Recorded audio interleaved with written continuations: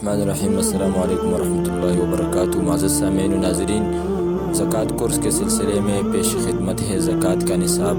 معزز دوستو، زکوٰۃ کے نصاب میں جو اموال آتے ہیں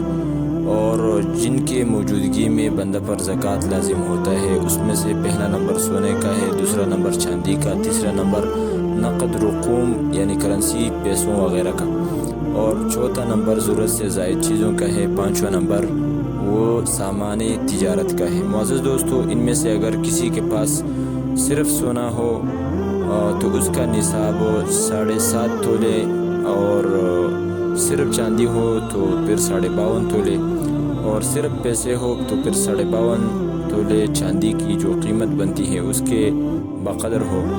اور اگر ضرورت سے زائد سامان ہو یا سامان تجارت ہو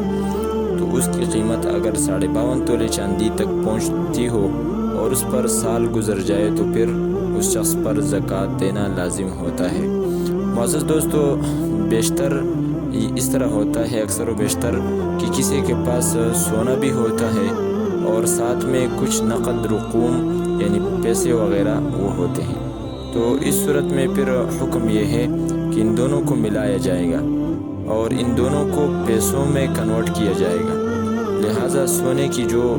1 تولہ کی قیمت بنتی ہے اس کو پیسوں کے حساب سے شمار کریں گے، اور پھر ان پیسوں کو دیکھیں گے کہ کیا وہ چاندی کے 52.5 تولے مقدار کی قیمت کو پہنچتی ہے یا نہیں۔ مثال کے طور پر آج کل 52.5 تولے چاندی کی جو قیمت ہے وہ لگ بھگ 86-87 ہزار ہے، یعنی 2023 میں مثلا آج کل کے 2023 کے حساب سے تقریباً 86-87 ہزار روپے بنتے ہیں۔ تو اس حساب سے 1 تولے سونے کے ساتھ اگر چند پیسے بھی مل جائے اور بقول فتاوی دارالعلوم دیوبند کے 5-10 روپے ہی کیوں نہ ہو،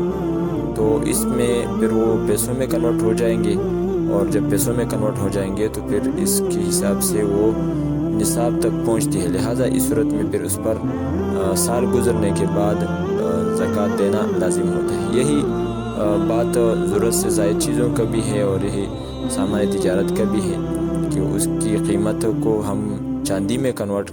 کی قیمت میں کنورٹ کریں گے، اور پھر دیکھیں گے کہ اس چاندی کی قیمت نصاب کو پہنچتی ہے یا نہیں۔ اگر پہنچتی ہو تو پھر اس پر زکوٰۃ دینا لازم ہوگی۔